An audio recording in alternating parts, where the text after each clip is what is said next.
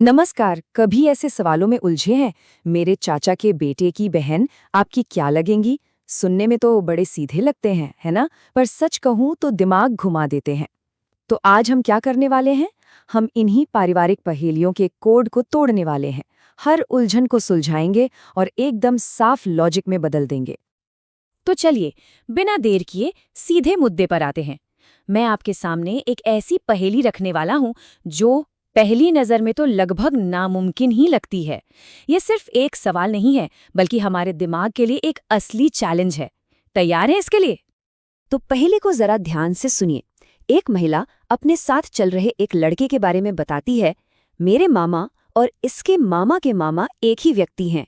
रुकिए रुकिए, दिमाग घूम गया है ना? मुझे पता है ये सुनने में बहुत ज्यादा कॉम्प्लिकेटेड लग रहा है, लेकिन यकीन मानिए जब हम इसे छोटे छोटे हिस्सों में तोड़ेंगे तो इसका हल बिल्कुल सामने आ जाएगा। तो अगर ये मुश्किल लग रहा है तो फिक्र की कोई बात नहीं है। इसे सुलझाने के लिए हम मिलकर एक टूल किट तैयार करेंगे। जब हमारे पास सही तरीके और सही टूल्स हो ना, तो कोई भी मुश्किल से मुश्किल पहेली आसान बन जाती है। तो चलिए बनाते हैं अपना टूल किट। तो चलिए शुरू करते हैं। इस टूल किट को बनाने के लिए हमें सबसे पहले कुछ बेसिक रिश्तों को समझना होगा। ये समझिए कि ये हमारे लॉजिक टूल किट की नींव हैं। सबसे पहले बात करते हैं अंकल की। अब देखिए, अंग्रेजी में तो ये शब्द मामा और चाचा दोनों के लिए इस्तेमाल होता है। ये एक बहुत ही बेसिक लेकिन उतना ही जरूरी फर्क है जिसे याद रखना बहुत जरूरी है। अगला शब्द है नीस, यानी भतीजी या भांजी, मतलब आपके भाई या बहन की बेटी। ये रिश्ता भी इन पहेलियों में अक्सर कंफ्यूजन पैदा कर सकता है, तो इसे भी ध्यान में रखना है। और अब आती है सबसे जरूरी बात, मैटर्नल और पैटर्नल के बीच का फर्क। जैसा कि दिख रहा है, मैटर्नल रिश्ते होते हैं माँ की तरफ से, जैसे मामा, और पैटर्नल रिश्ते होते हैं पिता की तरफ से, जैसे चाचा या ताऊ। यकीन मानिए, आधी से ज्यादा पहेलियों का राज बस इसी एक छोटे से फर्क में छिपा होता है। बहुत बढ़िया। अब जब हमारे पास जरूरी टूल्स आ गए हैं, तो चलिए लेवल 1 पर चलते हैं। इसे आप एक जिग्सॉ पजल की तरह सोचिए। हमारे पास बिखरे हुए सुराग हैं और हमें उन्हें जोड़कर रिश्तों की पूरी तस्वीर बनानी है। तो हमारी पहली पहेली ये रही। शालू एक तस्वीर में एक महिला की तरफ इशारा करके कहती है, उसके बेटे का पिता मेरी माँ का दामाद है। चलिए इस वाक्य को स्टेप बाय स्टेप तोड़कर सुलझाते हैं। देखिए इसे कैसे तोड़ना है। पहला स्टेप, उसके बेटे का पिता। ये कौन हुआ? सीधी सी बात है, उस महिला का पति। ठीक है। अब दूसरा स्टेप, हमें पता है कि यही पति शालू की माँ का दामाद है। अच्छा सोचिए, किसी की माँ का दामाद कौन होता है? या तो उसका खुद का पति या उसकी बहन का पति। इसका मतलब तस्वीर वाली महिला शालू की माँ की बेटी है। और अगर वो महिला शालू की माँ की बेटी है, तो वो या तो खुद शालू हुई या फिर शालू की बहन, क्योंकि शालू तस्वीर की तरफ इशारा कर रही है, मतलब वो कोई और है। तो सीधा सा जवाब है, वो महिला शालू की बहन है। देखा, जब हम इसे हिस्सों में तोड़ते हैं तो ये कितना आसान हो जाता है। चलिए इसी टेक्निक को एक और एग्जाम्पल से पक्का करते हैं। इस बार अनिल रोहित का इंट्रोडक्शन कराते हुए कहता है कि वो उसके पिता की पत्नी के इकलौते भाई का बेटा है। हाँ, वाक्य थोड़ा घुमावदार है, लेकिन हमारी टेक्निक वही रहेगी। इसे भी तोड़कर ही समझेंगे। या हम सीधे सीधे सब्स्टिट्यूशन, यानी एक चीज की जगह दूसरी चीज रखने की स्ट्रैटेजी अपनाएंगे। पिता की पत्नी, इसे किससे बदल सकते हैं? माँ से। तो अब वाक्य क्या बना? माँ का इकलौता भाई। ये कौन हुए? मामा। और आखिर में मामा का बेटा कौन होता है? ममेरा भाई, यानी कजिन। देखा, हर स्टेप पर वाक्य कितना आसान होता गया। तो हमारा जवाब एकदम साफ है, रोहित अनिल का कजिन है। बहुत बढ़िया। अब जब हमने लेवल 1 में महारत हासिल कर ली है, तो चलिए अब लेवल 2 के चैलेंज के लिए तैयार हो जाते हैं।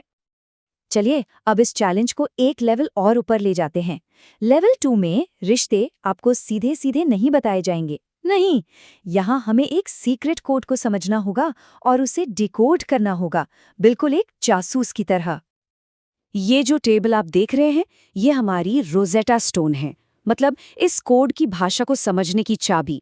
जैसा कि आप देख सकते हैं, A+B का मतलब है A B का बेटा है, A×B का मतलब है A B का भाई है, और इसी तरह बाकी भी। चलिए इस कोड को दिमाग में रखते हैं।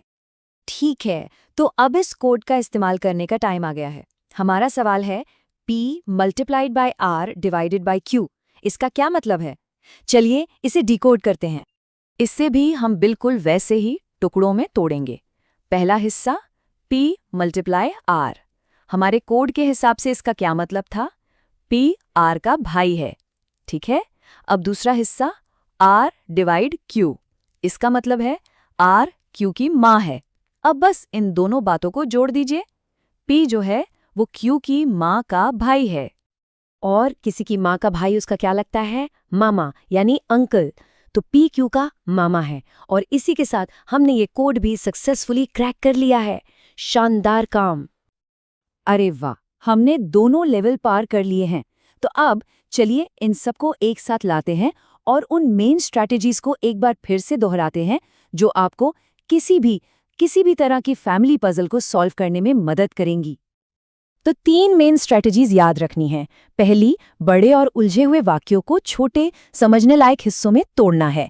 दूसरी, हर हिस्से को एक सिंपल रिश्ते में ट्रांसलेट करना है, जैसे पिता की पत्नी को माँ में बदल दिया। और तीसरी, अक्सर मेन सब्जेक्ट से पीछे की तरफ काम करना ज्यादा आसान होता है। बस ये 3 रणनीतियां आपकी मास्टर की हैं। और अब उस इम्पॉसिबल पहेली पर वापस आते हैं। मेरे मामा और इसके मामा के मामा एक ही व्यक्ति हैं। चलिए अपनी टेक्निक लगाते हैं। इसके मामा का मामा, इसका मतलब क्या हुआ? लड़के की माँ के मामा यानी लड़के की नानी का भाई। तो महिला असल में कह रही है मेरे मामा और लड़के की नानी का भाई एक ही आदमी है। अब सोचिए, अगर महिला का मामा लड़के की नानी का भाई है तो इसका मतलब महिला की माँ और लड़के की नानी बहनें हुई। और अगर उनकी माँ बहनें हैं तो वो महिला उस लड़के की क्या हुई? मौसी यानी आंट। देखा, कोई पहेली नामुमकिन नहीं होती, बस उसे सही तरीके से तोड़ने की जरूरत होती है। तो आखिर में एक सवाल, ये जो लॉजिकली सोचने की स्किल है, ये सिर्फ पहेलियों के लिए तो है नहीं। चाहे कोई बड़ा ऑफिस प्रोजेक्ट हो, कोई मुश्किल फैसला लेना हो या कोई और कॉम्प्लेक्स प्रॉब्लम, हमारी जिंदगी में ऐसी और कौन सी बड़ी चीजें हैं जिन्हें हम इसी तरह छोटे छोटे मैनेजेबल टुकड़ों में तोड़कर बेहतर ढंग से समझ सकते हैं? इस पर सोचिएगा जरूर।